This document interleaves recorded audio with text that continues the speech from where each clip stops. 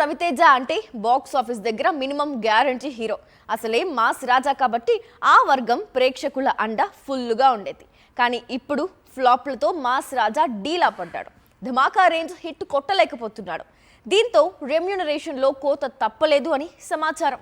మరోవైపు ధమాకా తర్వాత హిట్ లేని రవితేజ ఇప్పుడు రెమ్యూనరేషన్ లో డిస్కౌంట్ ఆఫర్ ప్రకటించాడు.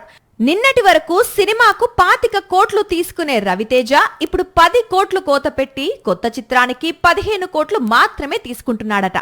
అంతేకాదు ఇంతకు ముందు అనుకున్న లైనప్ కూడా మారిందని, ఇకపై చేసే ప్రాజెక్టులన్నీ జాగ్రత్తగా చేయాలనుకుంటున్నాడట. మ్యాడ్ డైరెక్టర్ కళ్యాణ్ శంకర్ తో రవితేజ సినిమా చేయాలి అనుకున్నాడు. కానీ ఇప్పుడు సేమ్ డైరెక్టర్ తమిళ హీరో కార్తీతో సినిమాను స్టార్ట్ చేశాడు. ఇక మరోవైపు డైరెక్టర్ వశిష్ఠను కూడా వెయిటింగ్ లో పెట్టి వివేక్ ఆత్రేయతో చర్చలు జరుపుతున్నాడట.